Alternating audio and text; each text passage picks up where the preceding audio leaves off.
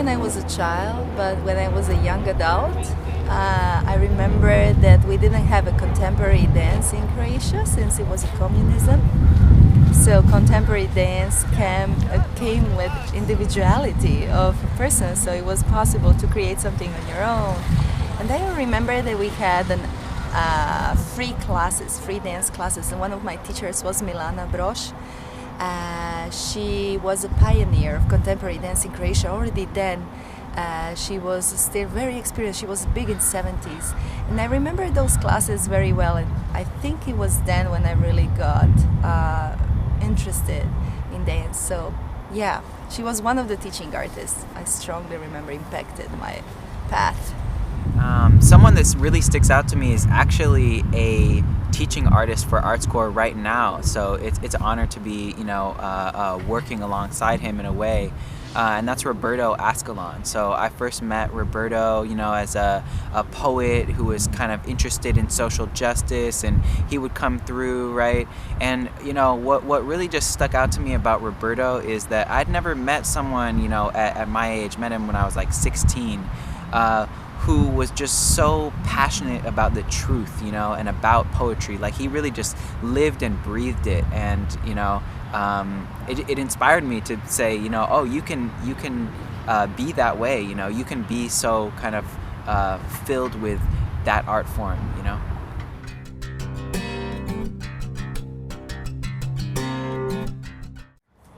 I didn't really grow through the mentorship, also because I think I didn't even know that concept exists.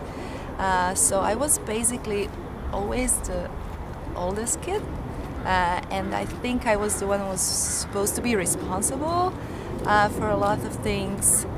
I think I kind of maybe shaped myself based on some imaginary mentor model.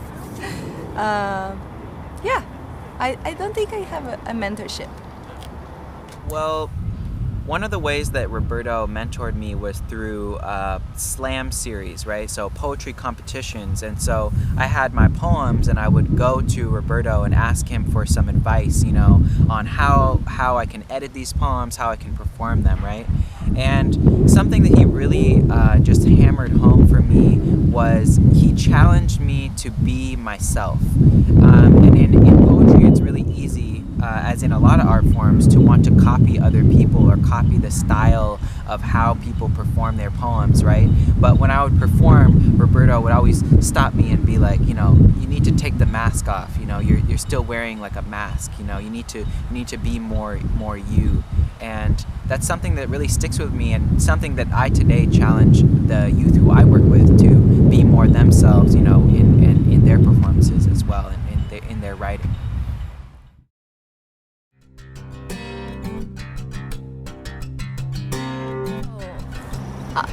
I learn from my students a lot every day.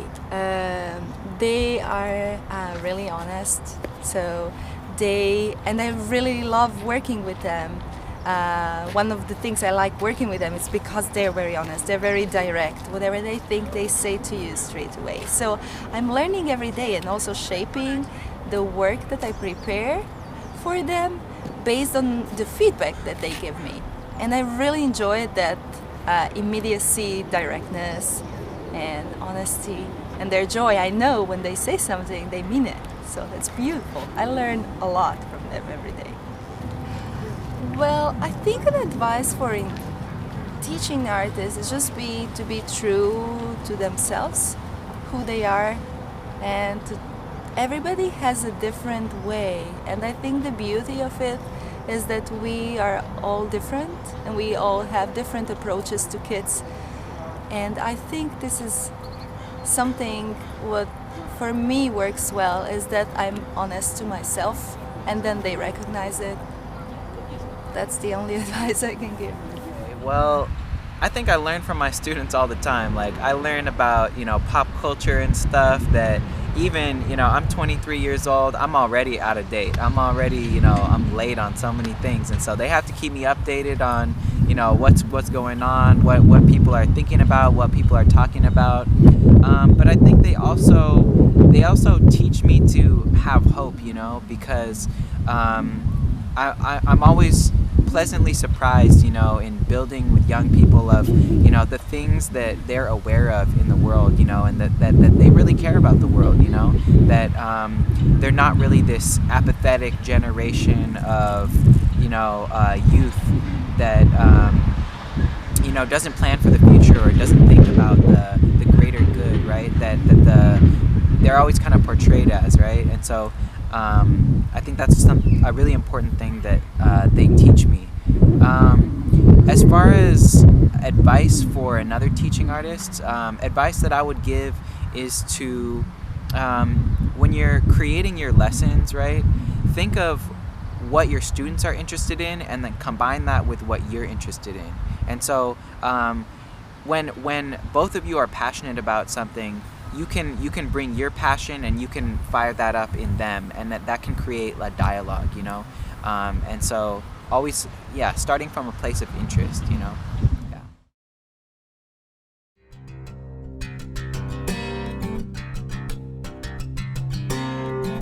Most of the artists that inspire me are a little outcast. So it means they created their own path that was a little bit different than established path. I'm always inspired by people who push boundaries and who play with the rules to create their own rules. Some of the artists that inspire me today, contemporary spoken word artists, two of them that really come to mind are Dinez Smith and Shanaka Hodge. And so I met both of these artists in Brave New Voices, which is the international, poetry competition. And, I just love their style. I love what they bring to the art form, keeping things interesting, keeping it fresh.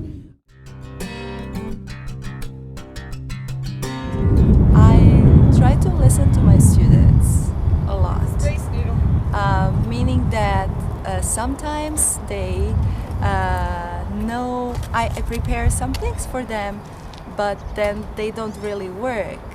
And so I listen how they react to this, and sometimes I even laugh to myself because I thought it was such a great thing and it actually didn't work at all. So I try to listen to them a lot. I like to keep myself and keep the students on our toes, right? I think that freestyle really helps, intentionally making it a space where it's okay to be silly and to be spontaneous.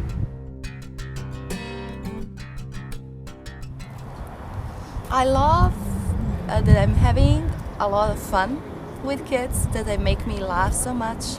And also because they teach me how to be a better leader. Every time I'm teaching them silently, they are also teaching me.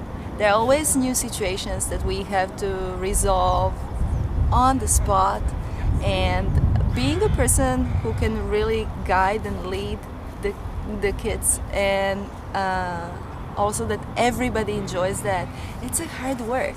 So I think they're teaching me a lot.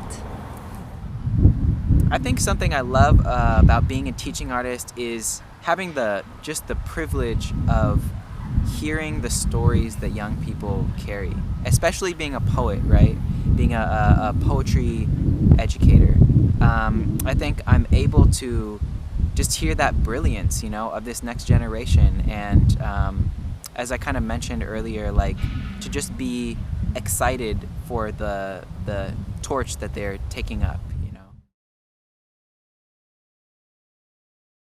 I think I would just go back home to China, where my family is from. I've always wanted to really explore and come to understand where did we come from, right? And what is that place like? And also I want to learn Chinese. I'm studying right now. I'd say in Seattle. I love it here a lot. I would go hiking. I didn't do hiking yet. I would just walk around the city a lot. And now it's beautiful in spring. I wouldn't go anywhere. I will be here.